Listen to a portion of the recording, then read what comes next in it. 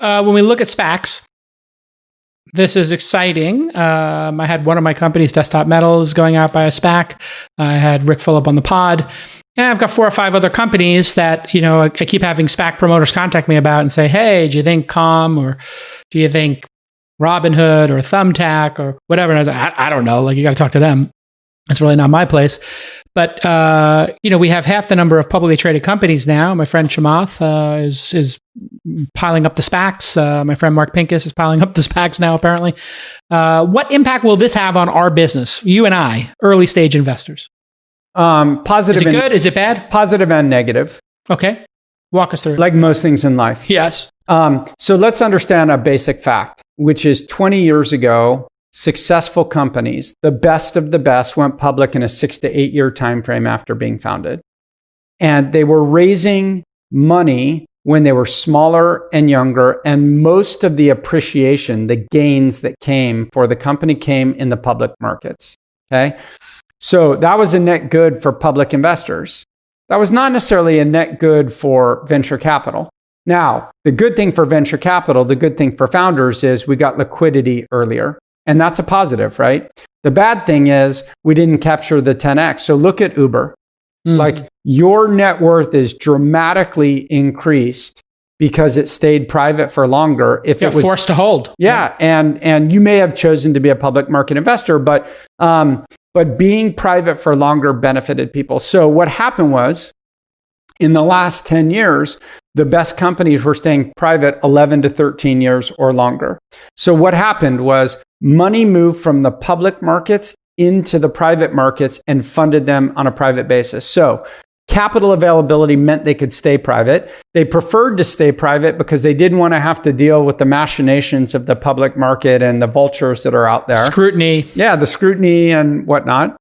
And so they stayed private longer. So people like Upfront Ventures benefited because our company stayed private and we were able to raise growth vehicles that could then invest in their private rounds. So all of the value capture happened in the private market. But generally speaking, I think it's a healthy outcome to get more companies public because, as they say, whatever, sunshine cures all wounds or whatever. I don't know what the exact... Sunshine is the best disinfectant. There you go. Thank you. And I believe that. Sunlight. And so it will, sunlight, and it will lead to best outcomes when companies have more public scrutiny of how they're operating and how the companies are doing. So I think generally it's good. I think So a bird SPAC coming or no?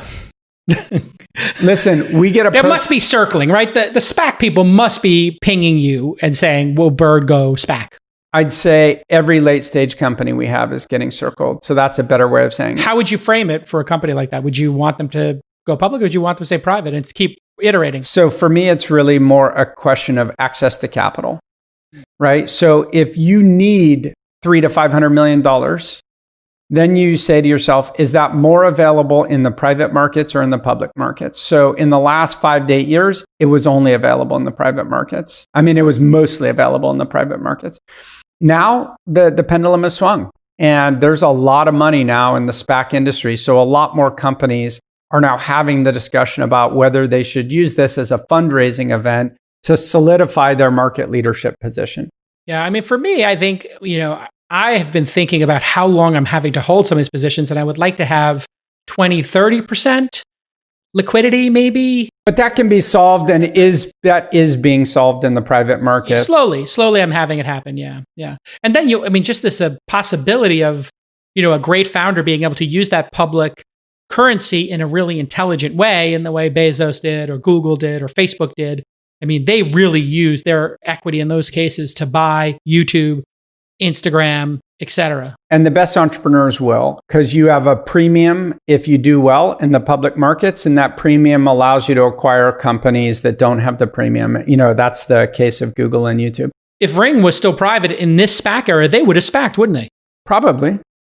Yeah, I don't see why not. I mean, I would have loved that company to stay private, but I don't fault Jamie because Amazon is a great company and he's partnered with a great company. It worked out for Tony Hsieh. There's one thing that Bezos really gets, which I think the Google team learned later, which was just leave them independent. If it's working, don't break it. You don't need to break a high functioning founder and culture at whether it's Zappos or YouTube or whatever it is. Just let it sit over there and operate. Totally Don't break agree. it. So acquire companies that are already great at running themselves.